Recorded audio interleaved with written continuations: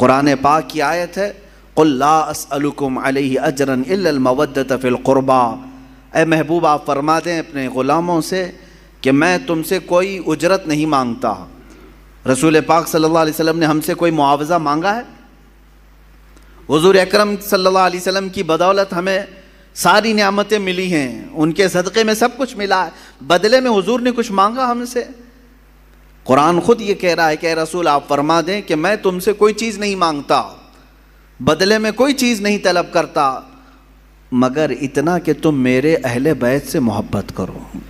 الا المودۃ فی القربا، رشتہ داروں سے، حضور اکرم صلی اللہ علیہ وسلم کے گھر والوں سے محبت کرنا، اس کو تو رسول کریم صلی اللہ تعالیٰ علیہ وسلم نے بھی اظہار فرمایا۔ ایک حدیث ملتی ہے، من مات علی حب آل محمد مات شہیدا، جو حضور کی آل کی محبت میں، حضور کے گھر والوں کی محبت میں انتقال کر گیا دنیا میں، اسے شہادت کا مقام عطا کیا جاتا ہے۔ اہل بیت کی محبت شہادت کے مقام کو پہنچاتی ہے۔ عزیزان گرامی، رسول پاک صلی اللہ علیہ وسلم کی اہل بیت میں کون ہیں؟ مفسرین نے الگ الگ رائے اگرچہ رکھی ہیں، لیکن زیادہ طور پر مشہور حضور اکرم صلی اللہ تعالیٰ علیہ وسلم کے اہل بیت میں آپ کی بیٹیاں، آپ کی ازواج مطہرات، یہ سب اہل بیت میں ہیں۔ ان میں سے بھی اخص جو خاص اہل بیت ہیں وہ سیدہ کائنات فاطمۃ الزہرا رضی اللہ تعالیٰ عنہا، مولا علی کرم اللہ وجہہ الکریم، اور آپ کی اولاد حسنین کریمین رضوان اللہ تعالیٰ علیہم اجمعین، یہ سب اہل بیت میں سے ہیں۔ بلکہ ان کی اولاد جو بھی قیامت تک ہوگی وہ رسول پاک صلی اللہ علیہ وسلم کی اہل بیت میں سے ہوں گے۔ نبی کونین صلی اللہ تعالیٰ علیہ وسلم کی اہل بیت، ان کی عزت، ان کا احترام ہمارے لیے ضروری قرار دیا گیا، اور جو حضور کی آل سے بغض رکھتا ہے، ہلکی عداوت بھی رکھتا ہے، دشمنی رکھتا ہے، اس کا خاتمہ برا ہوگا۔ الا ان مثل اہل بیتی کمثل سفینۃ نوح من رکبها نجا ومن تخلف عنها ہلک۔ رسول پاک صلی اللہ علیہ وسلم ارشاد فرماتے ہیں، آگاہ ہو جاؤ، میرے اہل بیت کی مثال نوح علیہ السلام کی کشتی کی طرح ہے۔ نوح علیہ السلام کے زمانے میں سیلاب آیا، طوفان آیا، اور اس وقت اگر کوئی نجات پایا تھا تو کون؟ صرف نوح علیہ السلام کی کشتی میں جو سوار ہوا، باقی سب ہلاک ہو گئے۔ پوری دنیا میں یہ پانی بھرا تھا، سب ہلاک و برباد ہوئے، سوائے اس کشتی کے سواروں کے کوئی نہیں بچا۔ تو اللہ کے حبیب صلی اللہ علیہ وسلم فرماتے ہیں، میرے گھر والے، میرے اہل بیت نوح علیہ السلام کی کشتی کی طرح ہیں، جو انہیں تھام لیا وہ نجات پا گیا، جو ان سے دور ہوا وہ ہلاک ہو جائے گا۔ اہل بیت سے جو نفرت کیا یا ان سے دوری اختیار کیا وہ ہلاک ہو جائے گا۔ عزیزان گرامی وقار، یقیناً اہل بیت ہمارے لیے سر کا تاج ہیں، لیکن ساتھ میں ہمیں رسول پاک صلی اللہ علیہ وسلم نے اپنے صحابہ کی محبت بھی سکھائی ہے۔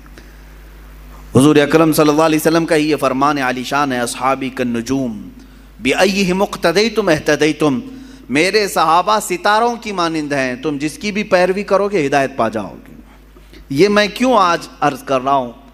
اہل بیت کا تذکرہ ہونا چاہیے، لیکن ساتھ میں نے صحابہ کا بھی ذکر کیا۔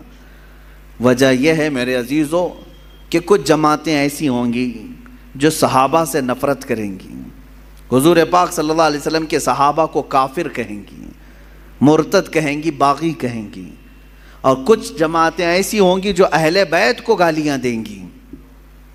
صحابہ کی محبت تو دکھائیں گی لیکن اہل بیت کو گالیاں دیں گی۔ حضرت فاطمہ کو کہتے ہیں وہ بغاوت کرنے والی ہیں، حضرت امام حسین کے بارے میں کہتے ہیں انہوں نے یزید کے خلاف بغاوت کیا۔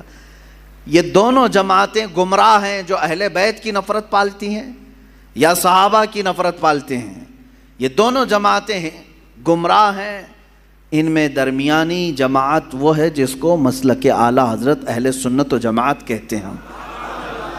اہل سنت و جماعت یہ ہمارا درمیانی مسلک ہے، درمیانی، کہ ہم کیا کہتے ہیں، جس کو امام اہل سنت فاضل بریلوی نے یوں ارشاد فرمایا، اہل سنت کا ہے بیڑا پار اصحاب حضور، نجم ہے اور ناؤ ہے عطرت رسول اللہ کی۔ یہ اس شعر میں نجم کا نام آیا ہے، ناؤ کا نام آیا ہے۔ نجم کہتے ہیں تارے کو، نجم کس کو کہتے ہیں؟ ستارے کو، اور ناؤ کشتی کو کہتے ہیں۔ اعلیٰ حضرت فرماتے ہیں ہمارا بیڑا تو پار ہے الحمدللہ۔ صحابہ کو حضور نے کیا فرمایا؟ میرے صحابہ ستاروں کی طرح ہیں۔ اہل بیت کو کیا کہا حضور نے؟ کشتی کی طرح ہے۔ اعلیٰ حضرت فرماتے ہیں ہمارے پاس تارے بھی ہیں اور کشتی بھی ہے۔ ہاں، تارے رات کے وقت اندھیرا ہو جائے تو پہلے کے زمانے میں تاروں سے ہی راستہ طے کیا جاتا تھا۔ آج بھی یہ تارے اور کشتی کا کیا ملاپ ہے میں آپ کو بتاؤں۔ اتنی ٹیکنالوجی ترقی کر گئی، پھر بھی جانتے ہیں آپ جو شپ آج سمندروں میں چلتی ہیں، جو جہاز بڑی بڑی جہاز ہیں سمندروں میں چلتی ہیں، سمندر میں وہ راستہ کہاں سے؟ کوئی روڈ بنا ہوا ہے؟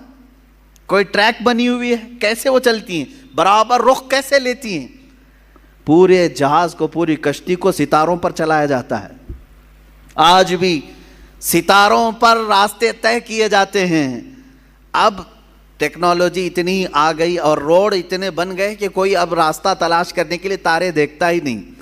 پہلے کے لوگ سفر کرنے کے لیے بھی تارے دیکھتے تھے، ہر تارے کا ایک سمت ہوتا تھا، اس طرف یمن ہے، اس طرف شام ہے، اس طرف عراق ہے، وہ راستے اسی طرح سے طے کرتے تھے۔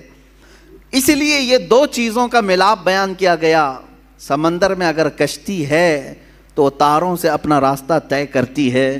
میرے عزیزو، ہم یہ کہتے ہیں کہ صرف تارے دیکھ کر کے چلیں اور سمندر میں چلنا چاہے تو بھی ممکن نہیں ہے، اور صرف کشتی پر بیٹھ جائیں تارے نہ دیکھیں تو بھی ممکن نہیں ہے۔ اسی لیے اعلیٰ حضرت نے فرمایا اہل سنت کا ہے بیڑا پار، اصحاب حضور نجم ہے اور ناؤ ہے اطرت رسول اللہ کی۔ اللہ کے رسول کی عطا کردہ دونوں نعمتیں ہمارے پاس ہیں۔ ہم صحابہ کی بھی عزت کرتے ہیں اور اہل بیت اطہار کی بھی عزت کرتے ہیں۔ ان دونوں میں سے کسی ایک کو بھی ہم خطا کار، گنہگار، معاذ اللہ رب العالمین، باغی، اس طرح کے الفاظ ہم ہرگز نہیں استعمال کرتے۔ اہل سنت کا یہ موقف رہا ہے۔